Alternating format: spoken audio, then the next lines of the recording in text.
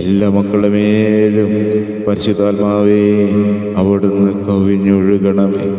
ഒരു ആത്മാവ് പോൽ നഷ്ടപ്പെടുവാൻ ഇടവരരുതേ എന്ന് പ്രാർത്ഥിക്കുന്ന തമ്പുരാനെ, ജാതി മതഭേദമെന്നെ ഈശോ മക്കള് വലിയ സ്നേഹത്തോടെ, തീഷ്ണതയോടെ, വിശ്വാസത്തോടെ ഈ ശുശ്രൂഷയിലേക്ക് കടന്നു വരുമ്പോൾ ശ്രദ്ധയോടെ വചനങ്ങൾ കേട്ടുകൊണ്ട് അവരുടെ ജീവിതത്തെ ക്രമപ്പെടുത്തുവാൻ തുടങ്ങുമ്പോൾ തമ്പുരാൻ്റെ അത്ഭുതകരം മക്കളുടെ മേൽ, മക്കളുടെ ഉപജീവന മാർഗത്തിൻ്റെ മേൽ, കുടുംബത്തിൻ്റെ മേൽ ചലിക്കട്ടെ എന്ന് പ്രാർത്ഥിക്കുന്നു. മലാഖിയുടെ പുസ്തകം 3-ാം അധ്യായം 10-ാം തിരുവചനം പ്രകാരം എഴുതപ്പെട്ടിരിക്കുന്നു: ദശാംശം മുഴുവൻ കലവറയിലേക്ക് കൊണ്ടുവരുവിൻ, എൻ്റെ ആലയത്തിൽ ഭക്ഷണമുണ്ടാകട്ടെ. ഞാൻ നിങ്ങൾക്കായി സ്വർഗ കവാടങ്ങൾ തുറന്ന് അനുഗ്രഹം വർഷിക്കുകയില്ലേ എന്ന് നിങ്ങൾ പരീക്ഷിക്കുവിൻ. സൈന്യങ്ങളുടെ കർത്താവാണ് പ്രിയപ്പെട്ടവരെ ഈ വചനത്തെ അവിടെ അരുളി ചെയ്യുന്നത്. ഇത് നിന്റെ മേലുള്ള ദൈവത്തിൻ്റെ ഒരു വാഗ്ദത്തമാണ്. ഞാൻ നിങ്ങൾക്ക് ആകാശത്തിൻ്റെ കിളിവാതിലുകളെ തുറന്ന് സ്ഥലം പോരാത്തവണ്ണം വരുവോളം നിങ്ങളുടെ മേൽ അനുഗ്രഹം പകരുകയില്ലേ എന്ന്. പ്രിയപ്പെട്ടവരെ, നാം അവിശ്വാസത്തിൽ ദൈവത്തെ പരീക്ഷിക്കരുത്. ദൈവം ഇസ്രായേൽക്കാരോട് തൻ്റെ വാഗ്ദത്തങ്ങൾ വിശ്വസിക്കുന്നതിനും ദൈവത്തെ അനുസരിക്കുന്നതിനും അതിൻ്റെ ഫലം എന്തെന്ന് കാണുന്നതിനും കാത്തിരിക്കുക എന്ന് പറയുന്നു. നമുക്കെല്ലാവർക്കും ഈ വിധത്തിലുള്ള വാഗ്ദത്തങ്ങളാണ് ദൈവം നൽകിയിരിക്കുന്നത്.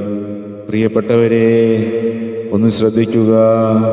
അവിടുന്ന് പറയുന്ന വചനത്തെ അനുസരിക്കുകയും വിശ്വസിക്കുകയും സഹായിക്കുകയും ചെയ്യുന്ന വിശ്വാസികളെ ദൈവം സ്നേഹിക്കുകയും അവിടുന്ന് സമൃദ്ധമായി അനുഗ്രഹിക്കുകയും ചെയ്യുന്നു. ഈ സ്വഭാവം നമ്മളില്ലെങ്കിൽ ദൈവത്തിൻ്റെ അനുഗ്രഹങ്ങൾ പ്രതീക്ഷിക്കുന്നതിന് നമുക്ക് അവകാശമില്ല. ആകയാൽ ലൂക്കായുടെ സുവിശേഷം 6-ാം അധ്യായം 38-ാം തിരുവചനം: കൊടുക്കുവിൻ, എന്നാൽ നിങ്ങൾക്ക് കിട്ടും. അമർത്തി കുലുക്കി കവിയുന്നൊരു നല്ല അളവ് നിങ്ങളുടെ മടിയിൽ തമ്പുരാൻ ഇട്ടു തരും. പ്രിയപ്പെട്ടവരെ, വിശ്വസിക്കുക. വിശ്വസിച്ചുകൊണ്ട് ഈ വചനത്തെ സ്വീകരിച്ചുകൊണ്ട് തമ്പുരാൻ്റെ വേലയ്ക്കായി ആർക്കെല്ലാം അവരുടെ ആ ഉള്ളത്തിൽ നിന്ന് അതിലേറ്റവും നല്ലത് തമ്പുരാനെ കൊടുക്കുവാൻ കഴിയുമോ അവിടെയെല്ലാം തമ്പുരാൻ്റെ അനുഗ്രഹം പറ്റാത്ത ഉറവയായി മക്കളുടെ ഭവനങ്ങളിലേക്ക് ആ അനുഗ്രഹത്തെ ആർക്കും തടുക്കുവാനോ തടഞ്ഞു നിർത്തുവാനോ കഴിയില്ല. പ്രിയപ്പെട്ടവരെ, എന്നും എന്നേക്കും നിലനിൽക്കുന്ന അനുഗ്രഹം, അനുഗ്രഹത്തിലേക്ക് നമുക്ക് ചേർന്ന് നിൽക്കാൻ, നമ്മുടെ കുടുംബത്തെ, നമ്മുടെ ഉപജീവന മാർഗത്തെ, നമ്മുടെ കുടുംബത്തിലായിരിക്കുന്ന ഓരോ വ്യക്തികളെ തമ്പുരാൻ്റെ കരങ്ങളിലേക്ക് ചേർത്ത് വയ്ക്കാം.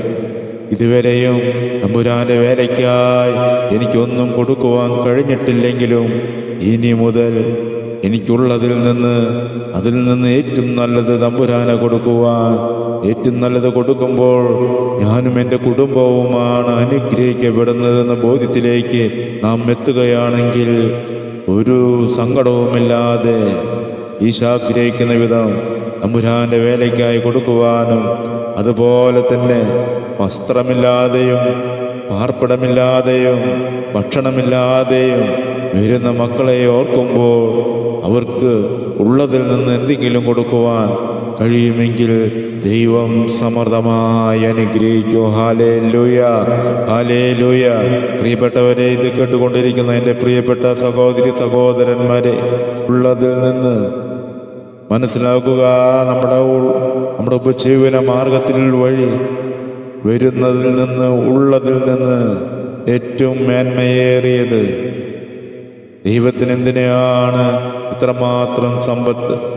നാം കൊടുക്കുവാൻ, പങ്കുവയ്ക്കുവാൻ കഴിയുന്ന മക്കളാണെങ്കിൽ ദൈവം 100 ഇരട്ടിയായി അവിടുന്ന് നമ്മളായിരിക്കുന്ന കുടുംബങ്ങളെ അവിടുന്ന് അനുഗ്രഹിക്കും. ഇന്നും ജീവിക്കുന്ന ദൈവമാണെങ്കിൽ ആ ദൈവത്തിൽ ആരെല്ലാം വിശ്വസിക്കുന്നുവെങ്കിൽ, ആരെല്ലാം ദൈവത്തെ ഓർത്തുകൊണ്ട് പങ്കുവയ്ക്കുവാൻ തുടങ്ങുന്നതെങ്കിൽ ദൈവം അവരെ നിരാശപ്പെടുത്തുകയോ വെറും കൈയോടെ പറഞ്ഞയക്കുകയില്ല. സമൃദ്ധമായി അനുഗ്രഹിക്കുന്നൊരു ദൈവം. അനുഗ്രഹം എന്നേക്കും നിലനിൽക്കുന്നു. അതിനെ സ്വന്തമാക്കുവാൻ നമുക്ക് കരങ്ങൾ യാചനയോടെ തുറന്നു പിടിച്ചുകൊണ്ട് പൂർണ്ണമായി നമ്മെ തന്നെ ഒന്ന് വിട്ടുകൊടുത്തുകൊണ്ട് സ്തുതിച്ച് ദൈവത്തെ നമുക്ക് മഹത്വപ്പെടുത്താം. ഹല്ലേലൂയ, ഹല്ലേലൂയ, ഹല്ലേലൂയ. ഈശോ നിറയട്ടെ, നിറയട്ടെ. എല്ലാ കുടുംബങ്ങളെയും അനുഗ്രഹിക്കണമേ. എല്ലാ മക്കളെ ഉപജീവന മാർഗത്തെ അനുഗ്രഹിക്കണമേ.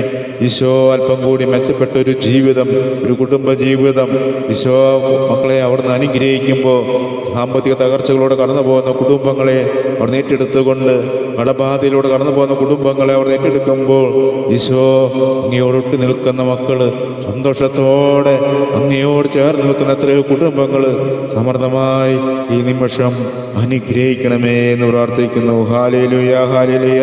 യേശുവേ ആരാധന, ആരാധന. ഈശോ നിറയട്ടെ, നിറയട്ടെ. പരിശുദ്ധാത്മാവേ നിറയണമേ, നിറയണമേ, നിറയണമേ, നിറയണമേ.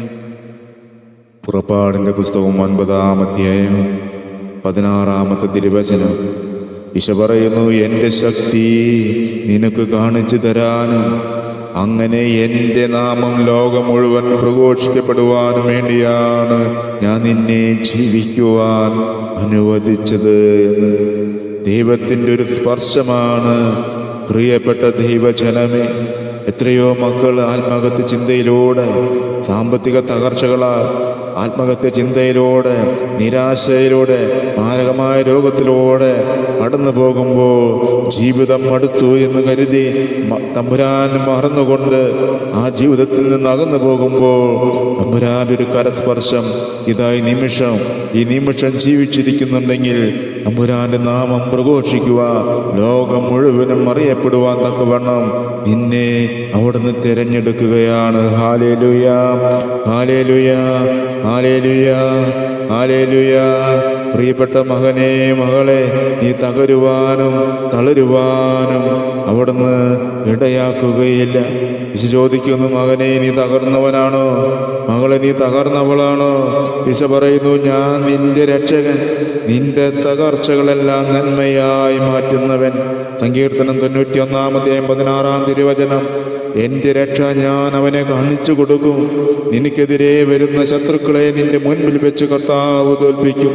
എനിക്കെതിരായവർ ഒരു വഴിയിലൂടെ വരും, 7 വഴിയിലൂടെ പലായനം ചെയ്യും.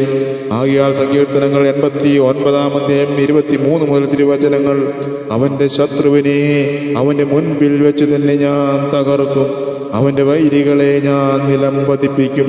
എൻ്റെ വിശ്വസ്തതയും കാരുണ്യവും അവനോട് കൂടെ ഉണ്ടായിരിക്കും. എൻ്റെ നാമത്തിൽ അവൻ ശിരസ്സുയർത്തി നിൽക്കും.